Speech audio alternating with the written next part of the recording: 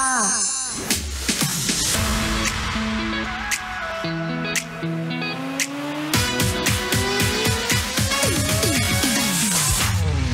Oh, shout out na atin agad ang mga uto-uto dyan. Isang malakas na shout out na agad sa mga taong andaling makuha sa matatamis na salita. Na akala mo talaga genuine, akala mo tunay, akala mo true love, akala mo mahal ka, tapos ito pa. 'Di ba? Bakit parang laging ikaw yung nagpapaluwal? Ikaw lang yung nagbibigay, ikaw lang yung nag-e-effort na para bang ikaw ay ginagamit lang. 'Di ba? Tapos ikaw nagpapagamit ka naman. Huy! Mahal, mahal, mahal. Ako na to ang spicy opa mo sa radyo na kapag natikman mo, hanap-hanapin mo. Ako to, mahal, si DJ Kim Chino. At makakasama mo ko 69 tayo. 6 to 9 p.m. mo ako makakalambingan. Uy, pero mahalat, ito totoo to masakit man isipin, pero meron talagang mga tao na sobrang people pleaser, 'di ba? Na kailangan okay yung ginagawa mo, na talaga nga namang aprobado at kailangan ng validation ng mga tao sa paligid. 'Di ba? Kaya at some point kapag nasa relasyon ka, grabe ka magmahal, 'di ba?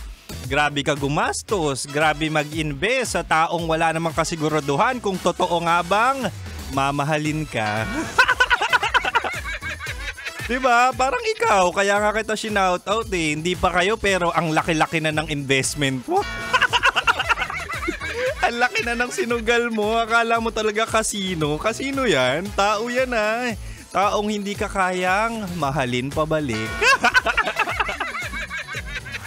O tonight, mahal, sa ating Chinitox, usapang pag-ibig mula sa chinito ng buhay mo kasi nga concern ako at talaga nga namang ayoko na ikaw yung agrabyado ba? Di ba? Kaya naman ibibigay ko ang 3 senyales na yung taong yan ay user. Naku po, gamit na gamit ka talaga, oo. Anyway, ito na mahal. Una, user yan kapag sweet lang kapag may kailangan. Oh, ang dami mong kakilalang ganyan, 'di ba? Yung bigla kang namimiss pero gusto lang palang magpainit. 'Di ba? Yung meron lang palang gustong tapusin, maramdaman at talaga nga namang pagparausan. Pagparausan ng oras. 'Di ba? Yung mga ganong bagay, kumbaga ikaw ay pastime lang. Tapos bigla kang tatawaging baby kapag gusto ng cuddle o kaya kapag nakuha na yung gusto, biglang tatamlay. Ano yun? Hindi, dapat kapag naglambingan tayo, ikakadel mo pa rin ako hanggang tayo ay matapos magalambingan. Di ba? Totoo naman.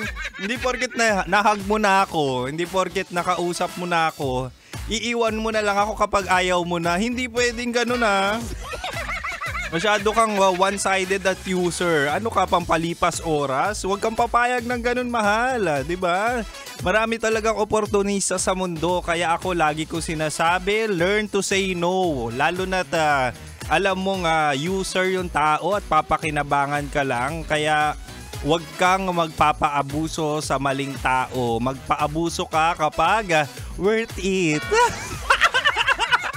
Doon ka na sa doon talaga, doon sa gusto, di ba? Sa mahal mo at nakikita mong eventually, pwede mo rin naman abusuhin ng lambing. Wow! Alam na alam ko yan. Gustong gusto ko yan, yung inaabuso ako ng taong mahal ko. Anyway, mahal, isang katangian pa lang yan pero para bang sapul na sapul yung kalandian mo sa ganyang traits, no? Na talaga nga namang ginagamit ka lang. Imaginein mo, hindi pa kayo niyan pero gamit ka na. Pero wag ka mag-alala, mahal, meron pa akong 2. Malay mo, 'di ba? Isang katangian lang ang meron siya at negative naman talaga na ikaw ay ginagamit lang. Anyway, hanggang 9 PM pa si Kim Chino, kaya wag mong ililipat ang radyo, mahal. Manatiling nakatutok dito lang sa 90.7 Love Radio. Kailangan pa bang i-memorize yan? Basic.